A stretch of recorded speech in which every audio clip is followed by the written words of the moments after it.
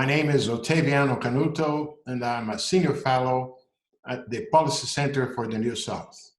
We are here today to talk about the channels of transmission of coronavirus to developing economies from abroad. In a previous video, we highlighted how developing economies started to face external shocks associated to coronavirus even before they began to deal with their domestic epidemic dynamics. Besides the exit of capital, we mentioned falls in remittance, revenues of tourism, and commodity price. Reports recently released by the World Bank and the UNWTO have given us a view of how hard those shocks have been. Let's start with the World Bank's Migration and Development Brief released last week. The World Bank estimates that in 2019, there were 272 million international migrants, including their 26 million refugees.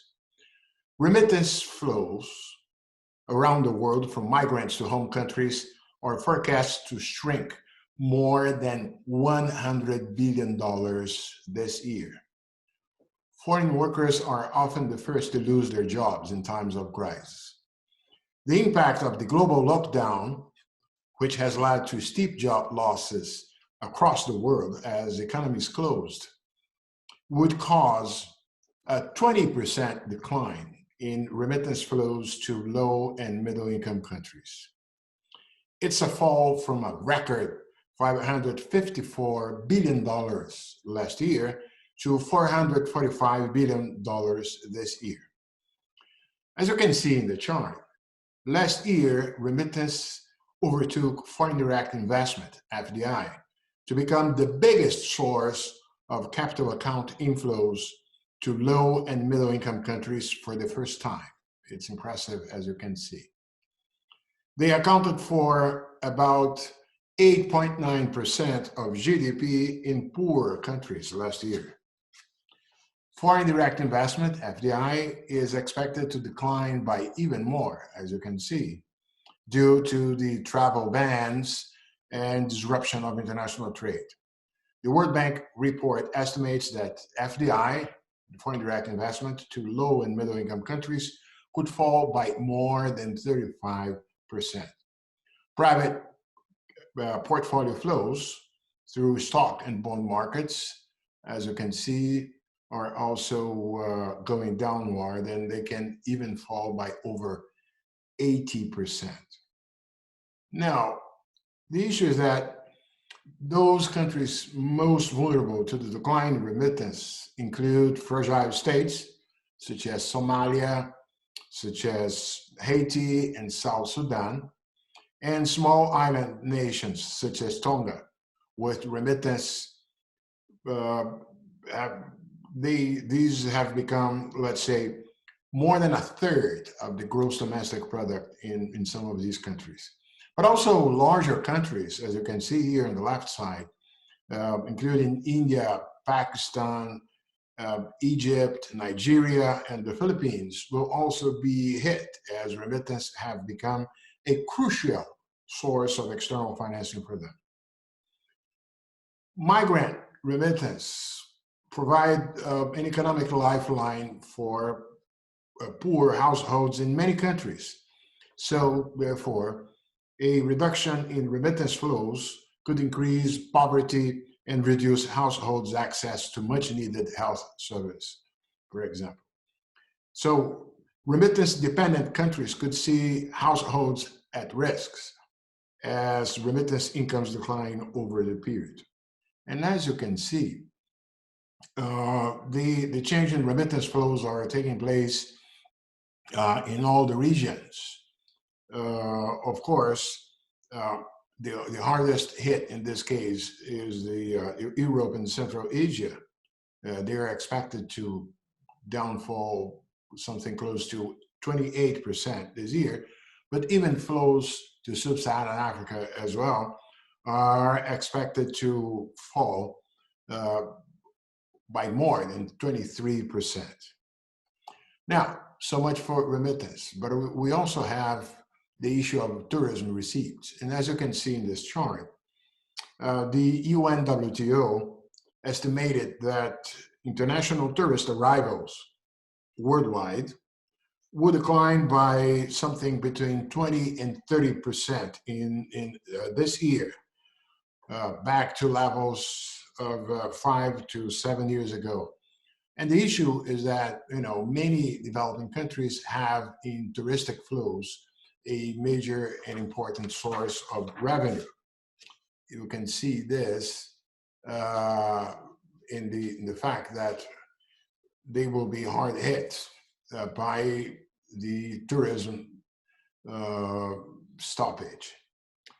Well, according to the UNWTO, this will mean worldwide a decline in international tourism receipts in real terms as dramatic as you see here. It's a loss of something between $250 and $400 billion in international tourism receipts, almost a third of the $1.5 trillion generated globally last year. And some developing countries are highly dependent on this. Another source of external shock to developing economies has been obviously the evolution of commodity price. The World Bank's April commodity markets outlook pictures how the global economic shock of the pandemic has driven most commodity price down and is expected to result in substantially lower price over 2020. The economic effects of suspending almost all activity have immediately impacted the world's commodity markets and are likely to continue to affect them for months to come. And obviously, commodity-dependent emerging market and developed economies will be among the most vulnerable to the economic impacts of the pandemic. Energy, as you can see, is the most affected, and agriculture the least. But take into account that the risks to the price forecasts are large in both directions, up and down, and depend heavily on the speed at which the pandemic is contained, and therefore mitigation measures are lifted. Interestingly, of course, most metal price declined in the first quarter of 2020, reflecting particularly the collapse in global industrial demand due to the COVID-19 pandemic, as you can see here. The decline in metal price resulting from the COVID-19 pandemic are, for now, less severe compared to the global financial crisis. This is true. But the halt in economic activity has taken a toll on industrial commodities such as copper and zinc, and metal price overall are expected to fall this year. The deceleration of economic growth in China, which accounts for half of global metal demand, has weighed on industrial metal price. Most food commodity price declined in response to mitigation measures to contain the spread of the COVID-19 pandemic. But also, one must acknowledge, because of record production for some grains and favorable weather conditions in key producing regions. Rice price is the only exception, as you can see here in the chart, due to announcements of policy restrictions by some East Asian producers, as well as because of the weather-related production shortfalls.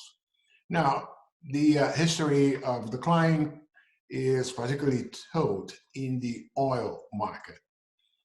The outbreak of COVID-19 has had the largest impact on the crude oil market, as 2/3 of oil is used for transport. And due to mitigation efforts that have limited most travel, crude oil demand is expected to decline almost 10% year over year in 2020, more than twice as much as any previous fall. Crude oil prices are expected to average $35 a barrel in 2020, reflecting the unprecedented collapse in oil demand, as you can see in the chart. Brent crude oil price have declined 70% from their January peak. Even the large production cut by OPEC and other oil producers failed to lift price in this month of April. Natural rubber and platinum are also heavily used by the transportation industry, and their prices have tumbled. But all crude oil benchmarks have seen shortfalls, not only the Brent, but also WTI, with even some briefly dropping to negative levels, something that I never expect to see in life, which is the case depicted in this chart.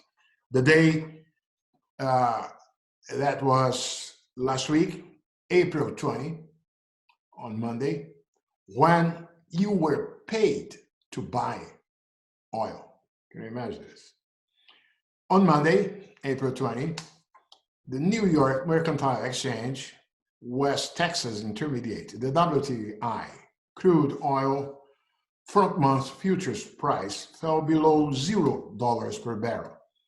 At one point of the trading day, as you can see in the chart, even trading at minus $40 a barrel. And it remained below zero for part of the following trading day.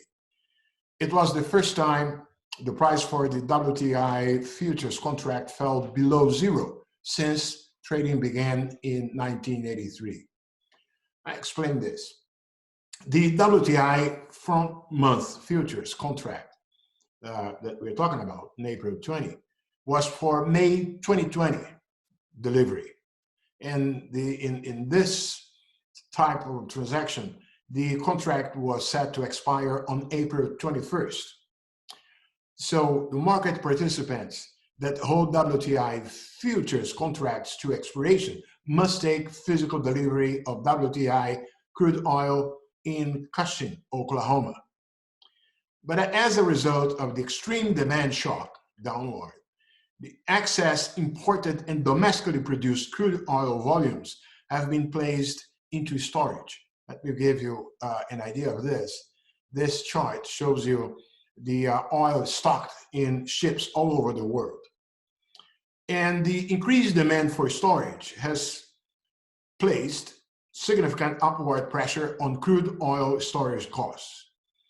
Most participants in those financial contracts, they do it not necessarily to be the ones responsible to deliver oil in the month afterwards, because the fundamentals is the oil to be delivered in Oklahoma 1 month after that date.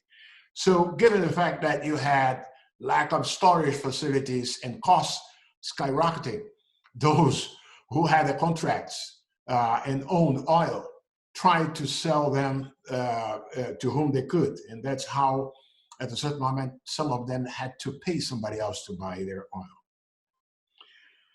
So, of course, this extreme market condition was short-lived, but it gives you, let's say, an omen of the dire straits in which commodity markets are in, particularly in the case of oil.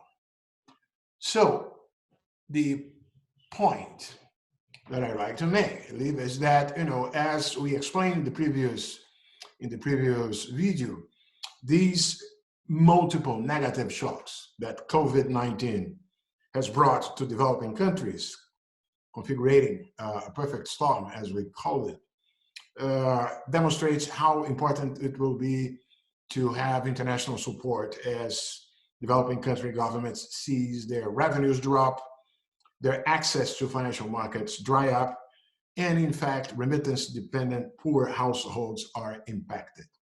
All this without taking into account the dramatic coping with the coronavirus infection and recession curves in each of the developing countries.